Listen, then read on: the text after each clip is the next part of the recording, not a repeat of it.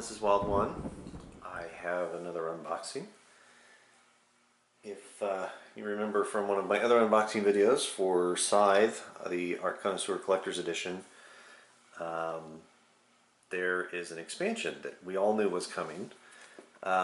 Even if you weren't really paying much attention to the interwebs, you knew this was coming. You had to know it was coming because if you saw the game board for Scythe, you saw there were 2 home bases and no player pieces for them.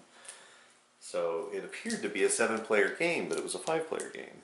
So what was with the green and the purple home bases that were on there? Well, they're from this expansion, which obviously they planned for in advance. The norm seems to be nowadays to release a new game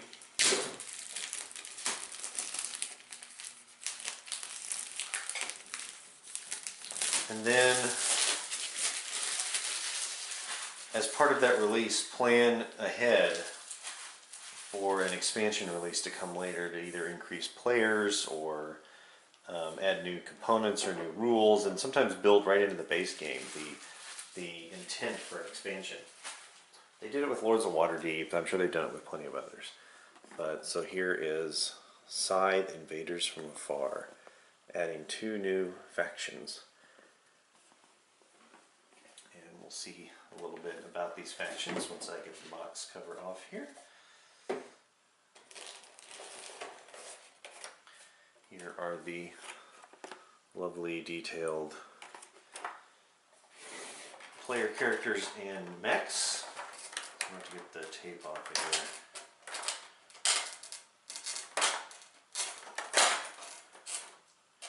Which might be a little harder than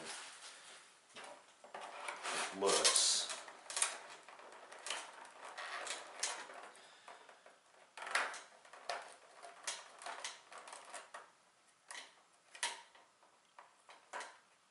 I brought my knife up here. I didn't think I was going to need it. There we go. Tape's coming off. Put the tape off the inside here as well. Pull that off entirely. And we've got some kind of the same thing on the other side here. There's tape covering this side as well. Let's see how much of this we can get off in one swipe. I'm doing a better job with this side. Much better job with this side. There we go. Now we take the cover off. We don't have that glare. Let's look at the purple. The purple character. Of course, every one of them has an animal companion, like a familiar. These are the ones from the Far East, so there's a Far Eastern influence there. She has her little monkey on her shoulder, it looks like. And then their mechs are kind of interesting. Spherical, sort of a spheroid sort of shape. And then our other mech, or our other character mech, the green one. Here's what one of the mechs looks like. Interesting design as well. And the player character has what looks like a very large boar and little like a pack boar, like a pack mule, but it's a boar. I don't think he's trying to ride it. I don't think there's a saddle on there. It's just his pack.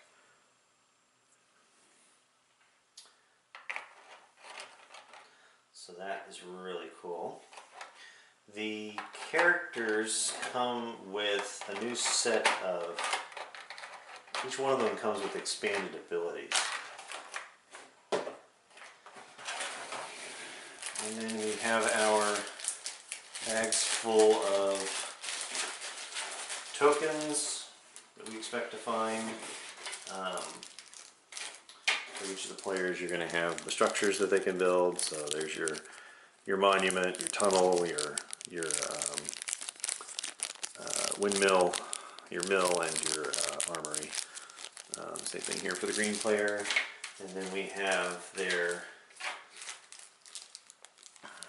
stars for completing different achievements, and then their markers for their player mats.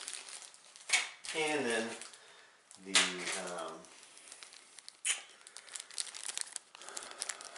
first player, I'm sorry, the marker token for which top and bottom row actions they're choosing to work from, and then the enlistment recruitment tokens are in there, and the meeples.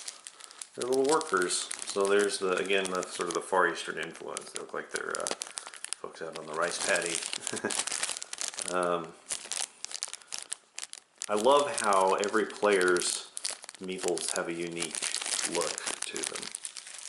They're not just all perfect cutouts. And again, like they did with the other game, the core game, they provided some Ziploc bags, extra Ziploc bags.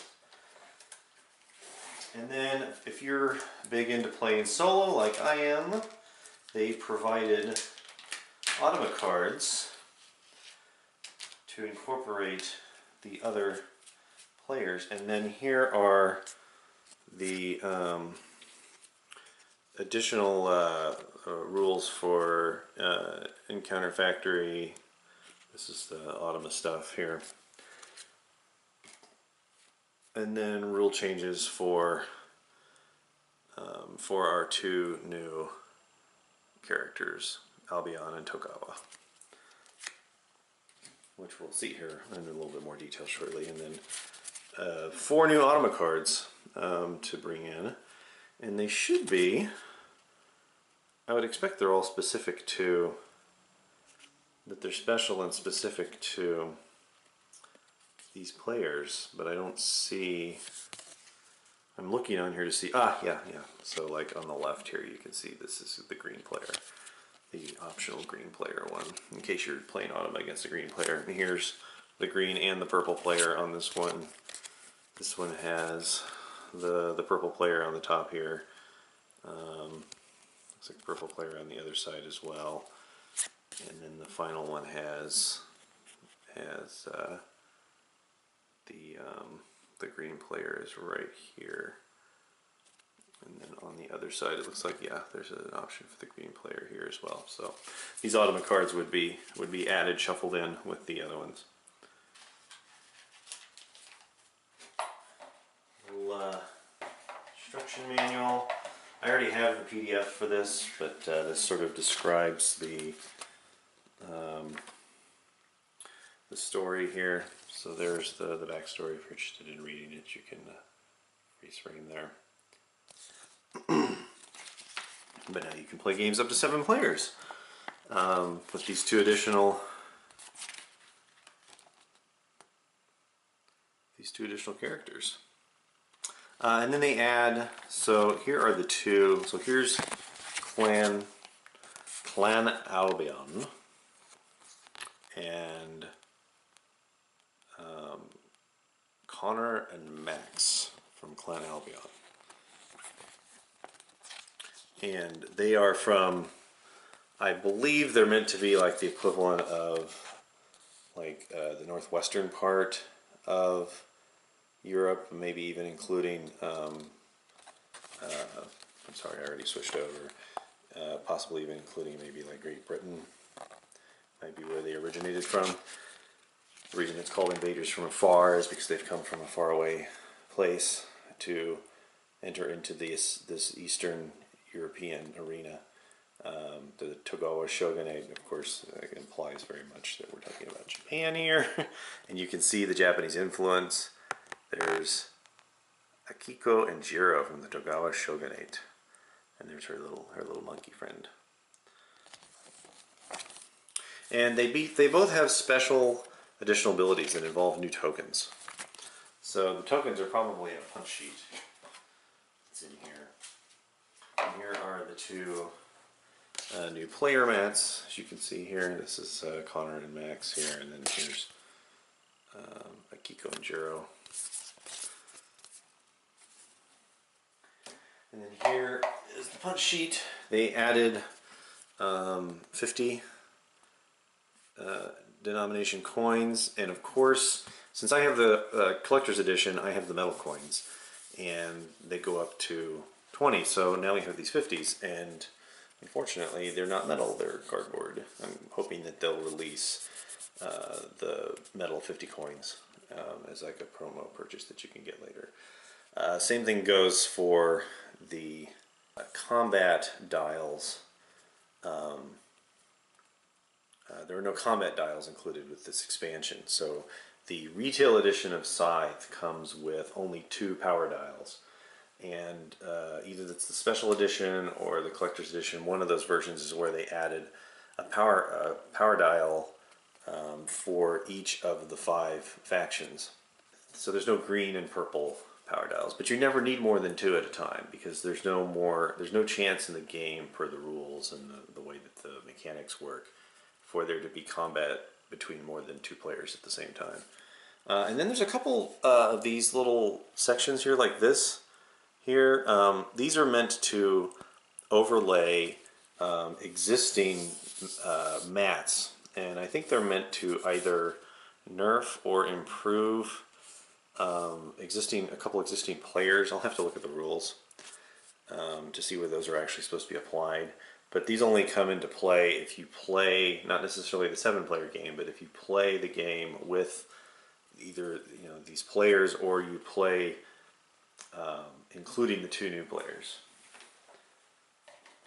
And then here are the lovely faction mats. These look really, really good. I'm sure the configuration's slightly different, but otherwise basically the same thing, the same 4 top level actions, the same 4 bottom level actions, just mixed and matched, and what you gain differs based on which ones you end up drawing. Really nice looking mats. I love these because they already have the little indentations in them, so you can put pieces on here without them sliding all over the place. It's very nice. That's everything that's in the box. So now that I have this, I can expand Scythe up to 7 players.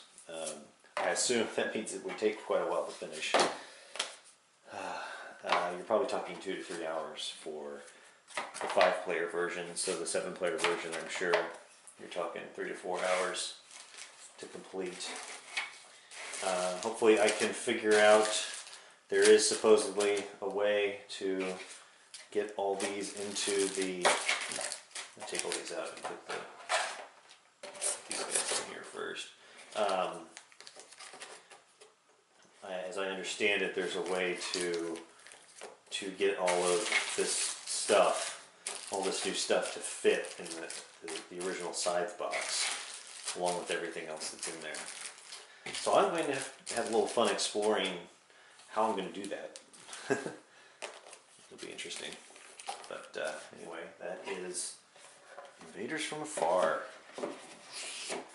the exciting new expansion for Scythe. So if you like my unboxing video, feel free to like and share it. And you can subscribe to my channel to get notifications on any new videos that I post. So this is the first of a series of unboxing videos I'll be doing here. They'll be posted all very, very shortly. So until the next unboxing video, this is Wild One signing off.